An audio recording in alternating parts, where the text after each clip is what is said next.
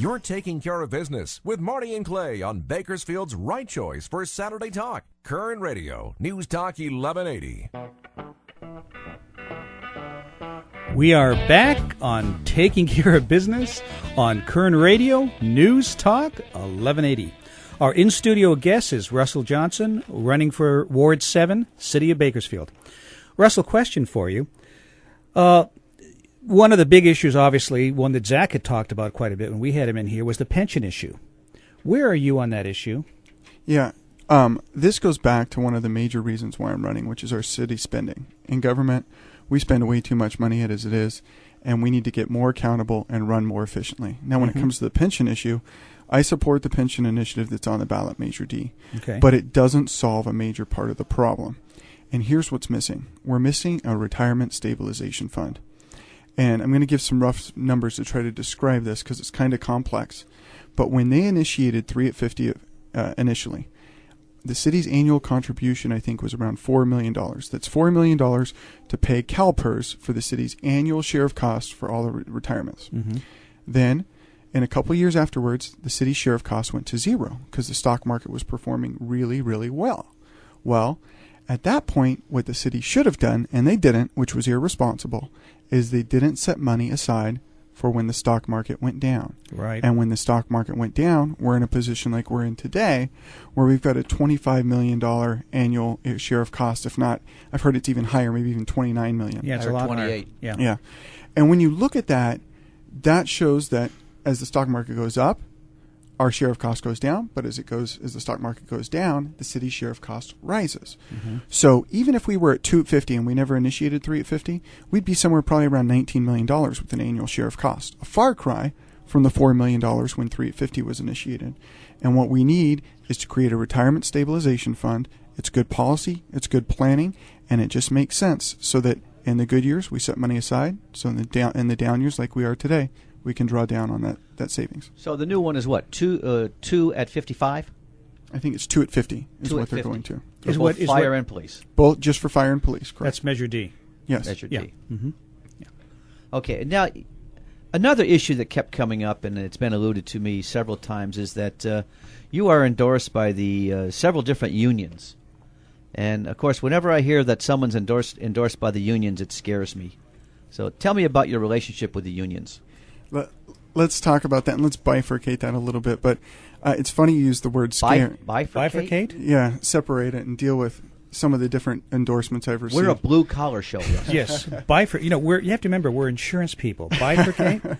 I mean, in some states, that's illegal, isn't it? Yeah, if this would have been a stock show, I guess we could have talked about a split, huh? Oh, there you go. Now, see that? We'd still understand that. So let's talk about the scare word you used, because that's exactly what's going on. My opponent is trying to scare everyone. It's October. He's been spreading this, that I'm the union guy. I'm in the back pocket of the unions. It's not the case. Now, I have been supported by the Bakersfield Police and the Bakersfield Firefighters. And let's talk about that, because I've been very upfront in the campaign. As I go door to door in Ward 7, the number of folks that are afraid to answer their doors is amazing.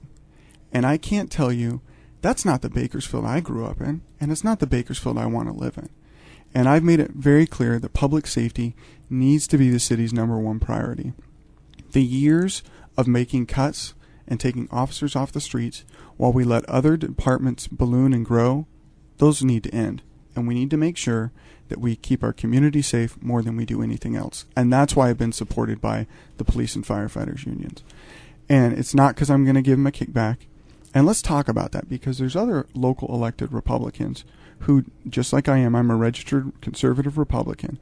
Gene Fuller and Shannon Grove have both taken money from public safety unions in the state of California. And I'll tell you what, I bet you they don't expect a kickback from Gene Fuller or Shannon Grove. And you know what? The public safety union shouldn't expect a kickback from me either. Good. Well, okay, let me ask you this. Sure. To pursue this a little bit more, because if your opponent were sitting here, his answer to that question would have probably been pretty close to yours, because he goes door to door, he's concerned with safety. If I were a union boss, probably not a term I should use, if I were a union leader, what would my incentive be to vote for you or to not vote for Bertram? I mean, what would the incentive be? Other than, you're for safety. He's for safety too. My grandmother's for safety. I mean, who's not for safety? Is there any other compelling reason why they would want to vote for you? When I went through the interview process and I sat down with them, I looked at them and I said, hey, we're not going to agree all the time, but here's what you're going to get from me as a council member. One, I believe in an open door philosophy with all the employees that I supervise, whether that's me as a council member or in positions I've supervised and managed employees. Also, I made it very clear to them. I said, I want to do something to improve our ratio of police to residents in our community. The council made a commitment of one officer per every 1,000 residents. And you know what? We're not there.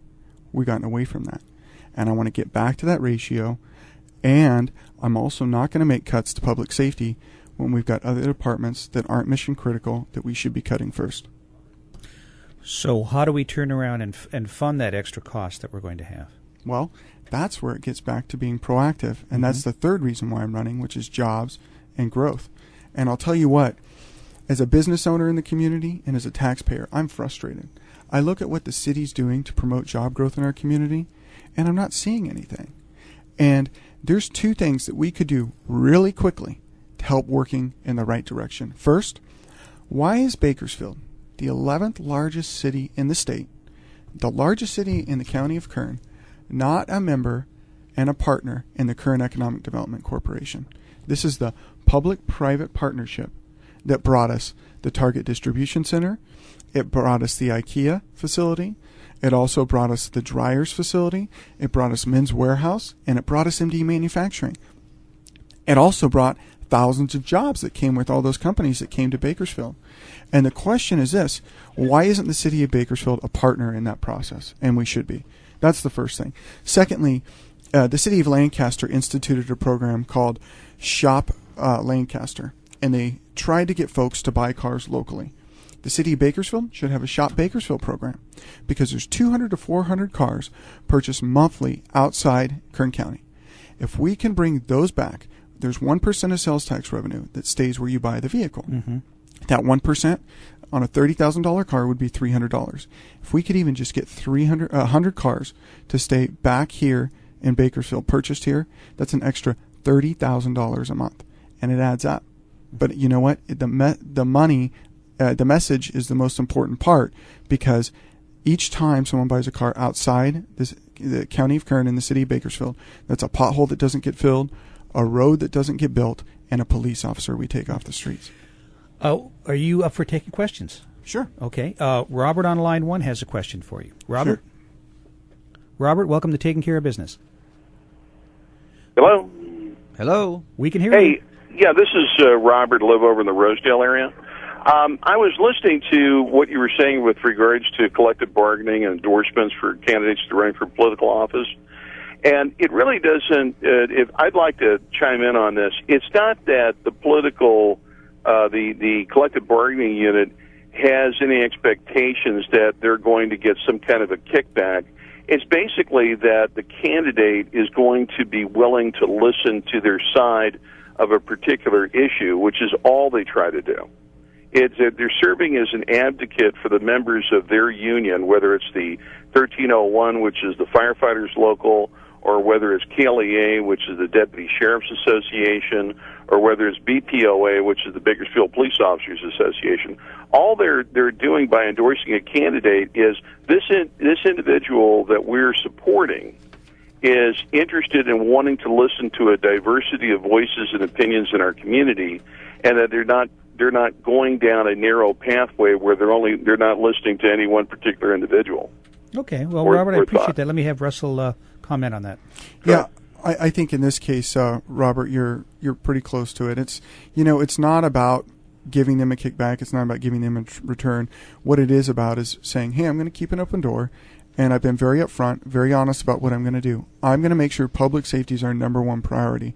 What I'm not going to do is put the spending or the taxpayers on the hook for something we can't afford, and that's not appropriate. And I'll tell you what, at the end of the day, I want to live in a Bakersfield where I can walk down the street in the middle of the night, I can leave my house in the middle of the day and not worry about someone coming in and ransacking my home while I'm gone. And I'll tell you, recently I had to get an alarm at my home.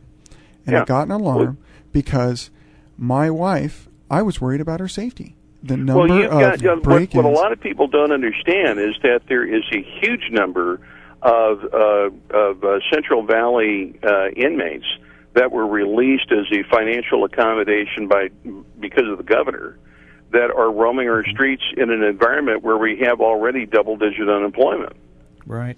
You know, and Marty, I need to correct you on something with regards to Zach Scribner. We got to take a break. None of the unions had anything to do with disclosing this information. That actually was as a result of information that was brought to light on radio by Dean Gardner. Well, my understanding, Robert, and we're going to have to cut for a break, but my understanding is that the impression I had was that this is something that was going to be released by somebody, so Zach took the initiative and went ahead and released it himself rather than having it be released Gotta go, at the Marty. last minute. Okay, Robert, thanks for calling in. This is Taking Care of Business on Kern Radio Newstalk 1180.